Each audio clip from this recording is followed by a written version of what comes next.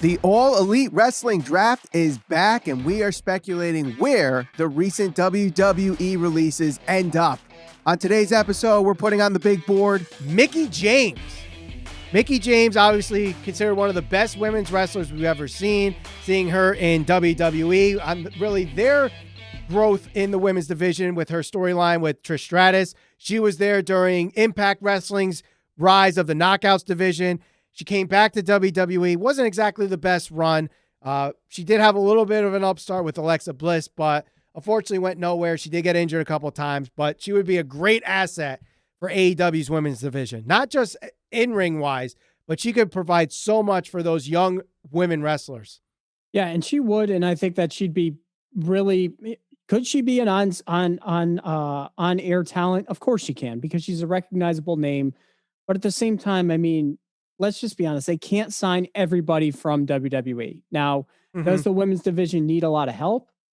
They do need help. They do need some work. They need somebody who can go in there and help kind of close that gap between, let's say like NXT or Stardom or whatever other wrestling promotion that has a really good prominent women's division. Sure. But do you sign her and pass up on somebody like Andrade and Samoa Joe? I'm not sure if that's something they're willing to do right now. I mean, I'll admit the women's division's gotten a lot better and they focus a lot more on it. And Mickie James, whether you want to take her as, a part-timer that helps the women now or give her a long-term run, I think she would be a great asset for them. I think she could have some really good matches. She can make Britt Baker look like $1 million and maybe give her that iconic match that gets her to the next level. Yes, she had the match with Thunder Rosa, but who knows? And speaking of Thunder Rosa, once NWA is in full swing and we have crowds back again and they're doing their own thing, does Thunder Rosa become full-time at NWA? And that leaves a spot open for someone like Mickie James to come in. She can have a good storyline with someone like Nyla Rose or Jade Cargill, give Jade Cargill a very big win towards her streak that I think she could have a Goldberg-esque streak with in AEW. Mickie James could be a part of that. But, again, does she want to be a big fish in a small pond, or does she want to go elsewhere where she can possibly work with other deeper women's divisions? Yeah, and that's going to be the tough thing. Can she go to AEW and work with some of those girls? Yeah, she absolutely can. But it's just tough because I think the more people that they sign that unfortunately did work in WWE, you're always going to have those people that are going to point to it and say, oh, look, they're just signing other former talent from WWE. And again, Mickie James is one of those people who was very good during the Attitude Era. But again, she's definitely at the tail end of her career.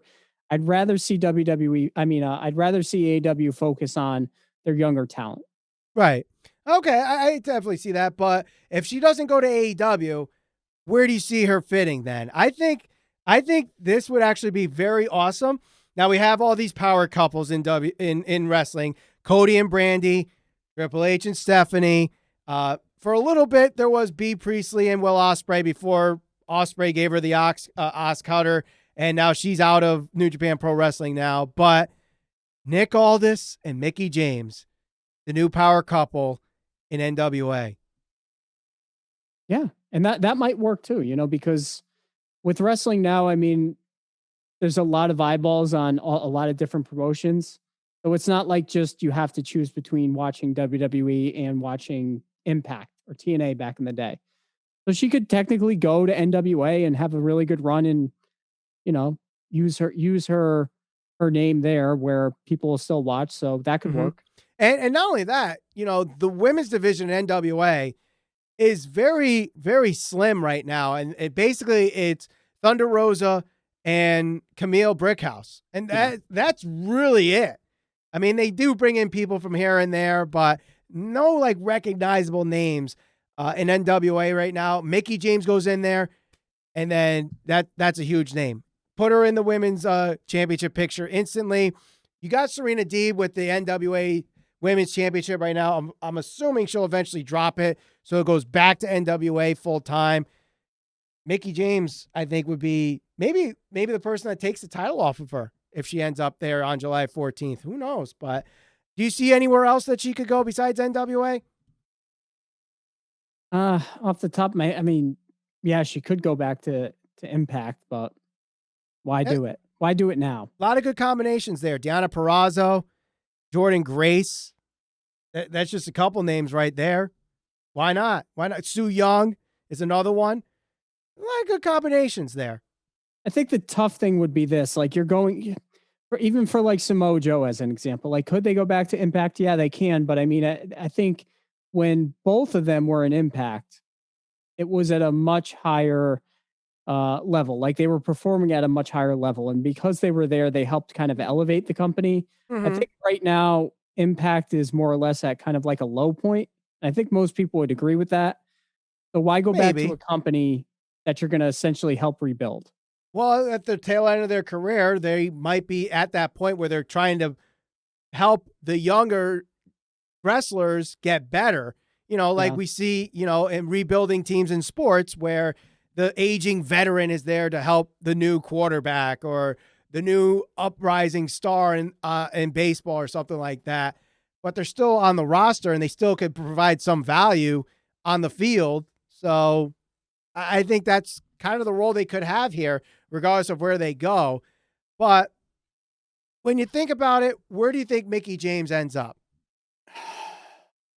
I think I'm going to side with you. I think probably NWA is a good landing spot for her. Yeah, I think she would be perfect there. I think especially with her, with Nick Aldis, them being married, I think she would be a great fit in Strictly Business and, you know, help with that women's division, have a recognizable name. Maybe with Velvet Sky there doing commentary, maybe she comes back and has a match with Mickie James and, you know, have something there to help build that women's division. So I'm going with NWA here.